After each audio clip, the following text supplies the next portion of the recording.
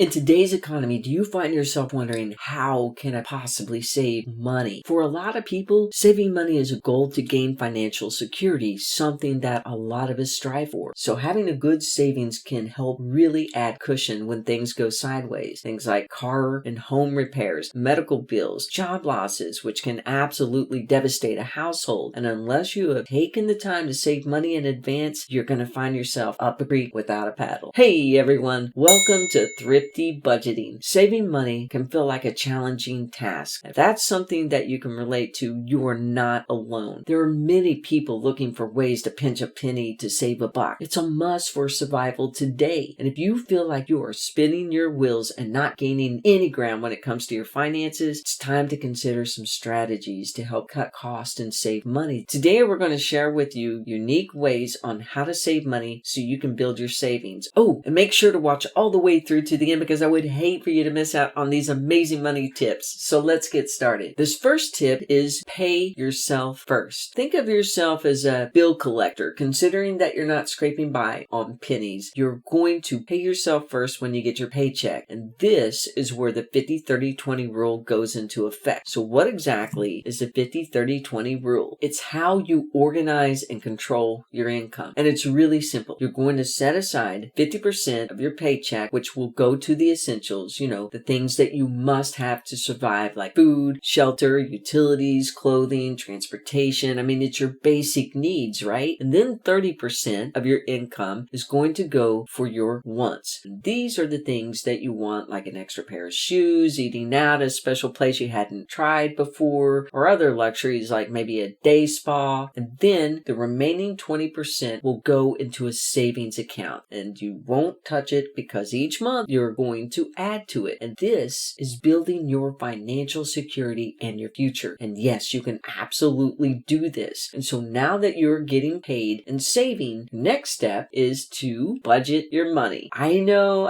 the B word we all fear and hate to talk about. I know you hear it all the time though when you're looking for tips on how to save money, don't you? And that's because it works, my friend. It really does. Writing down your expenses and creating a budget allows you to see where your money's going. So it's a lot easier, believe me, to spend money when you aren't mindful of how much is truly spent, especially if you're using a credit card, which we will talk more on that later. So when you do create a budget, that's like taking a ginormous magnifying glass and unveiling your spending activity. And this will help because it will help keep you in line with your spending habits. So creating a budget is really simple. People avoid it because they think it's complex, and it isn't. All you have to do is first list your sources of income, and that's going to be your income, your spouse's income, any side hustles that you may have. And if your income is inconsistent because of inconsistent hours, or you may be a freelancer, simply average your income from the past 3 months to establish that baseline. And now that you have your baseline, you're going to estimate your monthly expenses. That is going to be where you list your fixed expenses, the ones you have to pay each month, like loans, insurance,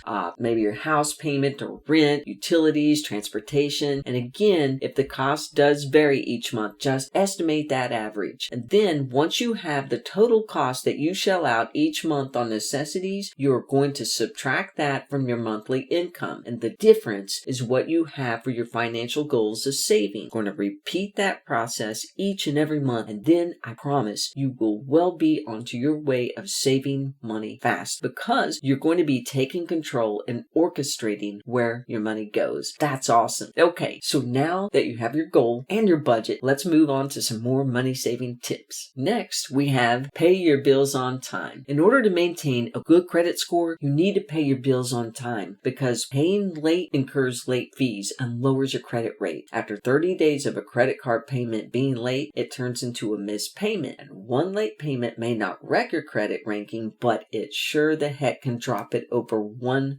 100 points on one card that's 30 days overdue. And the longer it goes past the due date, the more the score suffers. But there is a chance that you can get a late payment removed from your credit report by asking your lender through a goodwill letter. And sometimes they will accommodate you if your payment history has been good and you've been a long-time customer. Otherwise, you are looking to wait 7 years for that late payment to be removed from your credit report. Also, it's a good idea to pay more than the minimum due on your bills each month. Some people choose to pay the minimum due plus the interest charge. And if you do this, this will help knock down the interest faster. And to wipe out that debt quickly, make your payment early. If you have the money when the bill arrives, pay it then rather than waiting for the due date, because there is a chance if you miss that due date, then you're going to pay more fees. And while we're on the subject of credit cards, here's a nifty little trick. Do a credit card balance transfer. Look, this is something that I myself have done,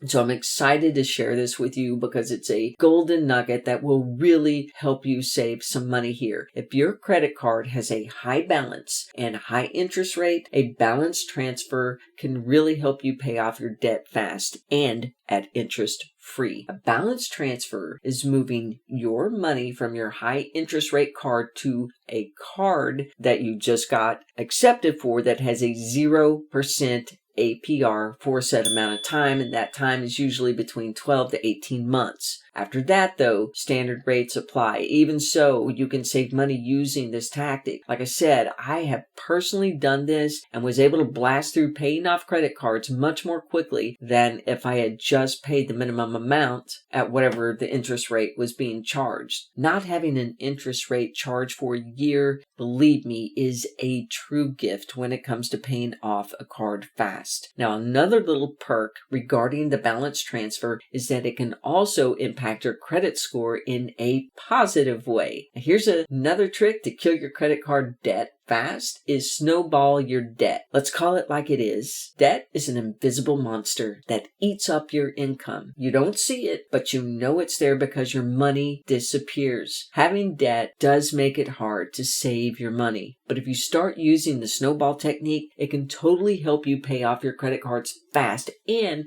free up money for yourself. For those of you who have no clue what the snowball technique is, it's simply organizing your credit card balances from the smallest to the largest. So the goal is to pay off the lowest card balance first. As for the rest of your credit cards, pay the minimum due on all of them except that one that you're snowballing, because you will need to pay as much as you can on that one for the snowball debt. After you pay off that smallest balance, you're going to move the payment over to the next lowest amount card and continue this process until you completely pay your debt. And then onto the next card. And once that has been paid off, now you have 3 cards paid off that you can add their payments that you used to make to the next lowest balance card. So you keep adding and adding all those payments on the cards that you have paid off onto the next card. Using the snowball system, I promise, will give you a sense of achievement because you're going to see that balance go down each and every month. And believe me, it's super exciting when you see it. Let's keep going. We're doing great here. The next tip on how to save money is to pay cash for everything. If you pay cash in full, you are in debt to no one. And that's a great feeling. Of course, it could be impossible to pay everything with cash, like a house or a car, but using cash when possible makes the difference between being broke and debt-free. Here's the golden rule on how to save money. If you have the cash on you, do not use a credit card. I repeat, do not use a credit card. When you use a card to make a purchase, you end up paying more on that purchase than the initial price due to the interest charged,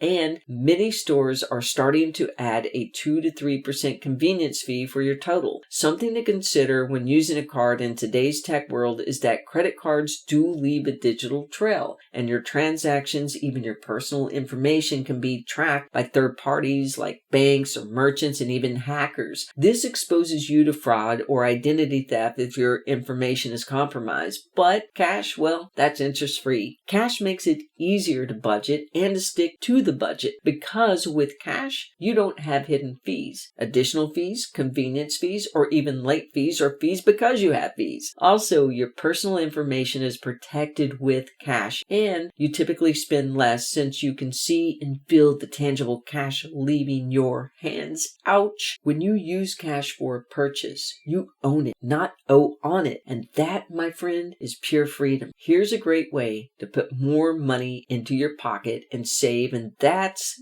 get a side hustle. In today's world, a side hustle can totally be done at home. It's amazing opportunities that are out there if you haven't checked yet. If you have a computer or even a smartphone, you can start earning a lot of cash on the side. You can start freelancing, which is an easy way to offer your services and any skills that you may have to potential clients. You can work as a website developer or editor, a writer, graphic designer, a video editor, and so forth. Online, your options are plentiful. Another popular online side hustle is being an affiliate marketer. You earn commission by promoting someone else's services or their products online. You can market them on social media, YouTube, a blog, or a website, or even a podcast. Simply share the valuable content that is relevant to your audience. Or you can also start a drop shipping business. With drop shipping, you simply sell products online. You don't have to stock inventory or buy anything, which is perfect, right? You just simply use a platform like Shopify or create a website, then find a supplier that ships the products directly to your customers. It's literally child's play for making money. The next side hustle is start a print-on-demand store. This is another type of e-commerce business where you sell customized inventory like posters, mugs, hats, t-shirts. With this, you also don't have to buy anything. You are the director. You just create the designs with online tools like Canva and then upload them to platforms like Teespring, Printify, Printful. The company prints and ships the products to your customers when orders are placed from your store. Now, how nice is that? These are just some ideas that you can try to make and save money. Find something that fits your schedule and something that you really enjoy. The more that you like it, the more you'll do it and the more money you will make and save. Now that we have covered some really great ways on how to save cash, it's up to you to get moving and use them. If you stick to these money saving tips, you will be in good standing in no time at all. And remember, information alone is just that and doesn't work unless you pair that information with your action. If you start doing the work and taking the steps, the sky is a limit for you. So get out there and get going, and happy savings. Oh, please let us know in the comments too if you have any tips that you've tried to not overspend when shopping. If you aren't already a subscriber, we would love for you to become part of our Thrifty budgeting family. So be sure to please hit that subscribe button and turn on the notification bell. That way you don't miss any videos on Thrifty budgeting. Let's get connected, and I'll see you in the next video. Take care.